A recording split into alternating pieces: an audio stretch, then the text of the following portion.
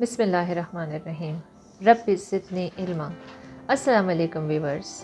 आज दोबारा हाज़िर हूँ एक नई एपिसोड के साथ। लिटरेचर पे हम बात करते हैं और अब तक हम लिटरेचर में ड्रामा पे बात करते रहे हैं, शेक्सपियर पे, शेक्सपियर के प्लेस पे, क्लासिक्स पे हमने बात की। आज मैं आपसे डिस्कशन करूँगी नावल पे। तो सबसे पहले जानते हैं नावल क्या है, नावल और ड्रामा में क्या फ़र्क है। अक्सर लोग नावल को ड्रामा के साथ मिक्स कर देते हैं और दोनों को एक के मुतबादिल दूसरे का नाम लिया जाता है। शेक्सपियर के प्लेस को अक्सर ड्रामा नावल कह देते हैं और नावल्स को ड्रामा कह देते हैं। तो सबसे पहले देखते हैं नावल और ड्रामा में क्या फ़र्क है। वर्ड ड्रामा का मतलब है to act, to perform.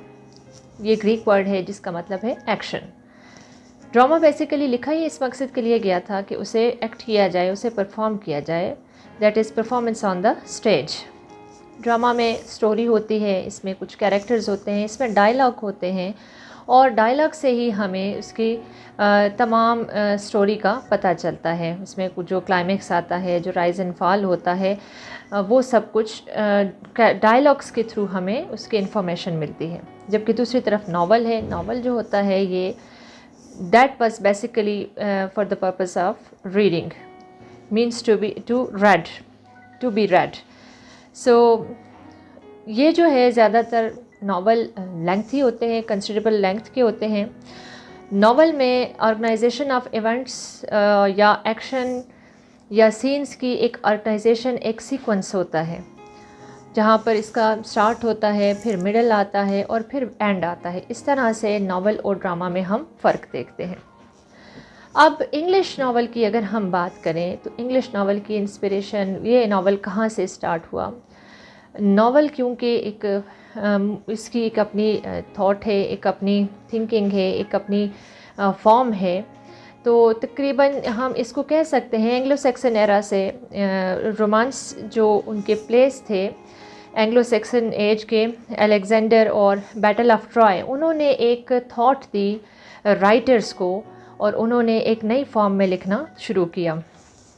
Sir Philip Sidney's Arcadia, sir Thomas More Utopia और इसी तरह से हमारे पास कई और नावल्स हैं जो राइटिंग है उस टाइम की, जो कि इंस्पिरेशन थी इन एंग्लो सेक्सन राइटिंग से। अब ये कहा जाता है कि जॉन लेले की जो यूफियस है, फर्स्ट नावल उसको कहा जाता है कि जॉन लेले के जो यूफियस था, यूफियस उसका वो राइटिंग थी जिसको कंसिडर किया जाता है कि वो फर्स्ट नावल है। इसके बारे में आज तक हिस्टोरियंस जो हैं वो श्योर नहीं हैं कि हम कौन से राइटिंग को हम कह सकते हैं कि वो फर्स्ट नावल था। लेकिन ज़्यादातर डॉन कीहोते उसके जो 17th सेंचुरी में उसका जो प्ले था उसको भी कंसिडर किया जाता है। उसके साथ साथ रॉबिन्सन क्रूसो को, डैनियल डेफो के रॉबिन्सन क्रूसो को, that was in 17th century, हम उसे कह सकते हैं कि वो फर्स्ट रियलिस्टिक नावल था।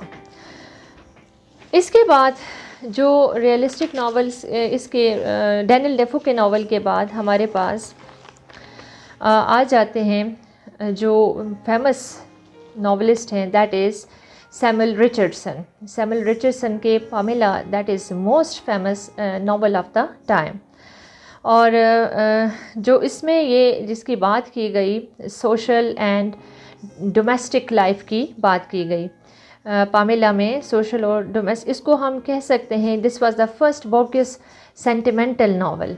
First bourgeois means common man's thinking, common man के बारे में लिखा हुआ ये पहला नावल था पामेला, जिसका नाम था, और सैमुअल रिचर्डसन ने ये नावल लिखा। इसमें फीमेल चैस्टिटी की बात की गई थी।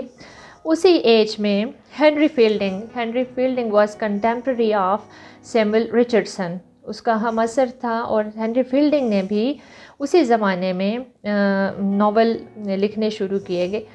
हेनरी फील्डिंग को in fact father of English novel कहा जाता है। हेनरी फील्डिंग के बहुत से नावल हैं जो बहुत फेमस हुए, जिसमें कि एक जोसेफ एंड्रयू शामिल है और that is comparative to Pamela. In fact, another of his novel, he has written Shamilat, but that was not as much popular as is Joseph Andrew. इसके अलावा उस एज के और भी बहुत से नॉवलिस्ट थे, जैसे कि लॉरेंस स्टर्न। ये वो फर्स्ट नॉवलिस्ट थे जिन्होंने एक्सपेरिमेंटल नावल लिखे।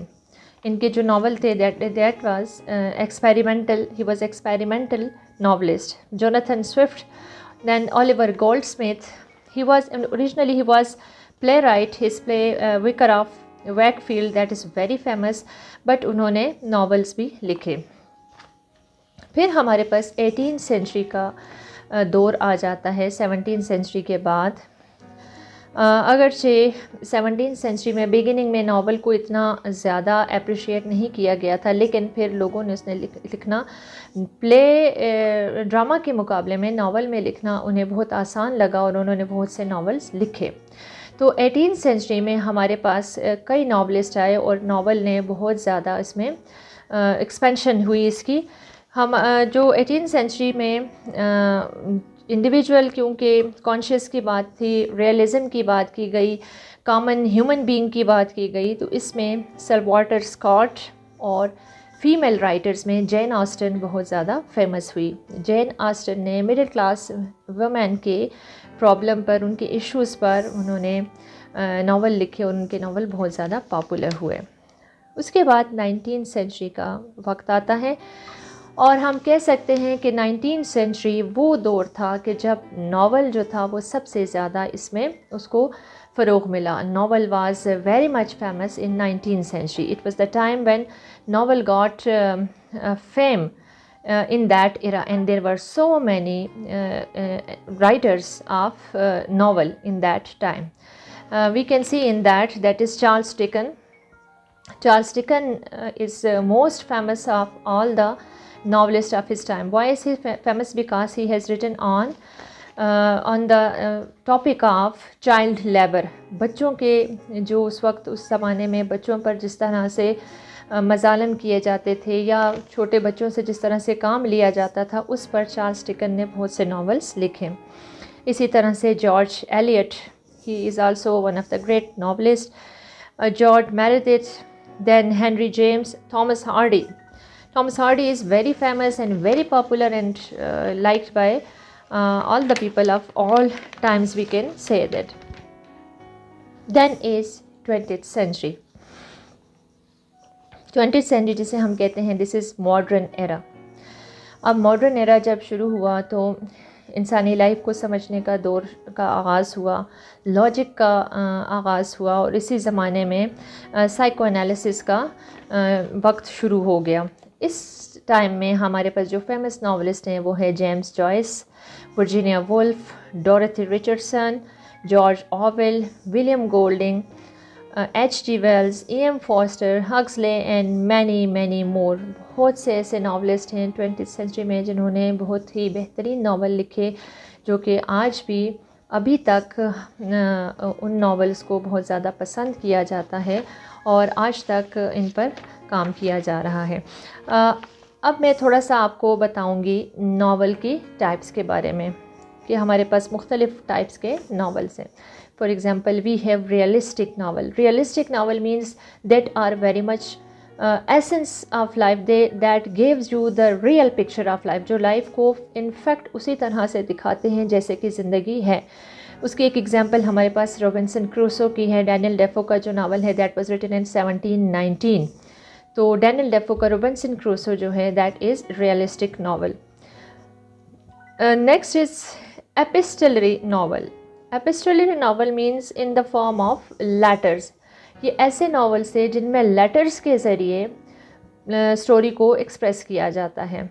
तो इसकी एक एग्जांपल हमारे पास पामेला है रिचर्डसन की, दैट इज़ रिटन इन 1740। ये एपिस्टोलरी नावल भी उस वक्त पामेला बहुत ज़्यादा फेमस हुआ अपने टाइम में, और ये जो थी हमारे पास एपिस्टोलरी नावल की एक एग्जांपल है। इसी तरह से इसी की एक और भी एग्जांपल है love letters between a noble man and his sister. So then we have philosophic और सैटिरिक नावल, और इसकी that is like Gulliver's travel, most famous Gulliver's travel written by Jonathan Swift. ये एक सटायर है और ये भी बहुत फेमस हुआ। Then we have epic novel. इसमें भी एक that is related to one of the example of this novel is Tom Jones written by Henry Fielding. तो ये epic that is in which we have the story of some adventure, किसी adventure की story है। Then is experimental novel, और experimental novel में हमारे पास example है Tristram Shandy that is of Sterne in 1759 it was written. 1759 में ये जो नावल लिखा गया, इसे हम कहते हैं कि ये एक्सपेरिमेंटल नावल है। और कई हमारे पास इसकी एग्जांपल हैं मुख्तलिफ़ तरह के। एक और नावल जो बहुत फेमस है, picaresque novel. Picaro means, picaro is Spanish word और इसका मतलब है रोग, लेमैन, वेगाबॉन्ड और रोग। और इसमें भी किसी की adventure of going from one place to another, यानी एक जगह से दूसरी जगह जाने की एडवेंचर की बात की जाती है। उसको वेगाबॉन्ड भी कहते हैं, रोग भी कहते हैं, और स्पेनिश में से पिकारो कहते हैं। और सो पिकरस नावल भी हमारे पास इसकी मौजूद है, और इसकी एग्जांपल जो है that is also Tom Jones. Henry Fielding का टॉम जोन्स जो है ये पिकरस नावल की एक एग्जांपल है। सो होप आप लोग इसको आपने आज समझ लिया होगा कि नावल क्या है और नावल की कितनी किस्में हैं, और हिस्ट्री में हमारे पास नावल कब से स्टार्ट हुआ और